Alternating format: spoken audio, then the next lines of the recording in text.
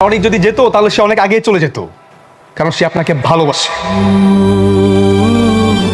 ও, আপনাকে তো বলা হয়নি, আজকে আমি অনেকে যে অবস্থা দেখছি, আমার মনে হয় না বেচারা আর বেশি দিন বাঁচবে। কি? কেন? অনেকের আবার কি হয়েছে? অনেক রাস্তায় পাগলের মতো হাঁটছে, তার চোখ দিয়ে পানি পড়ছে। আমার এত যে মায়া লাগলো, আমার তো বন্ধু, তাই না?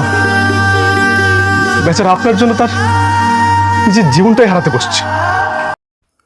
আসসালামু আলাইকুম বন্ধুরা, আজকে রিভিউ হলো গরিব ঘরের রাজপুত নাটকের ৪১তম পর্বের মেগা টুরিস্ট। অবশেষে গোলামের স্মৃতিশক্তি ফিরল, অবসান ঘটল দীর্ঘদিনের প্রতীক্ষার। দুনিয়া টাকার গোলাম নাটকের দর্শকদের জন্য এটি ছিল বছরের সবচেয়ে কাঙ্ক্ষিত এবং উত্তেজনাকর মুহূর্ত। যে গোলামকে এতদিন সবাই অবহেলা করেছে, সাধারণ এক কাজের লোক ভেবে, তার আসল রূপ প্রকাশের সময় এবার চলে এসেছে।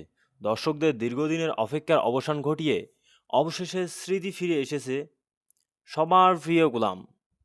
তবে এই স্মৃতি ফেরা কেবল কোনো সাধারণ ঘটনা নয়, বরং পুরো নাটকের মোড় ঘুরিয়ে দেওয়ার মতো এক বিশাল ট্রানজেডি সত্যর উদ্ঘাটন।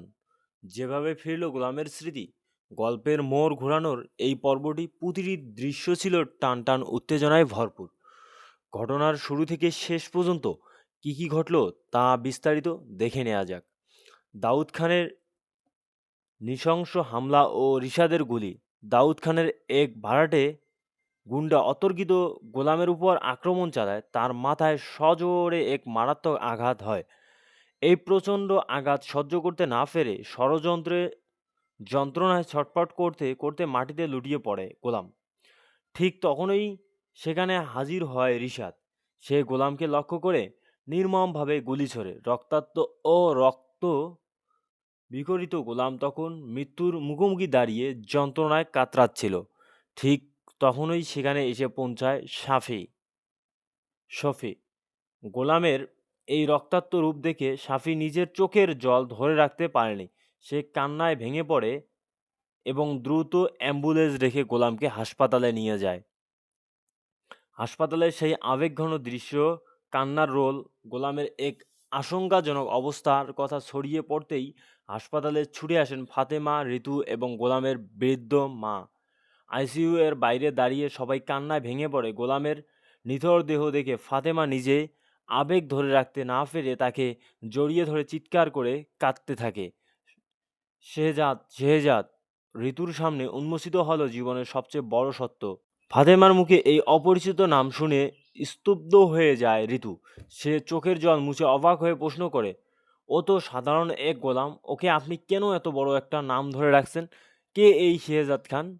ঋতু এই প্রশ্নের জবাবে ফাতেমা আর লুকো ও ছাপা না করেই নাটকের সবচেয়ে বড় সত্যটি ফাঁস করে দেয়। ফাতেমা কাফা কাফা কণ্ঠে বলে, ঋতু, ও কোনো সাধারণ গোলাম নয়, ও হলো আসল শেহজাদ খান, যার এক নামে পুরো দুনিয়া থরথর করে কাঁপে। ও নিজের স্মৃতিশক্তি হারিয়ে ফেলেছিল বলেই এতদিন তোমার বাড়িতে মুখ বুজে সব সহ্য করে কাজ করে গেছে। ফাতেমার মুখে এই অবিশ্বাস্য সত্য কথা শুনে ঋতু যেন নিজের কানকেই বিশ্বাস করতে পারছিল না। তার পায়ের তলার মাটি সরে যায়। ডন শেহজাদ খানের রাজকীয় প্রত্যাবর্তন ও প্রতিশোধের আগুন।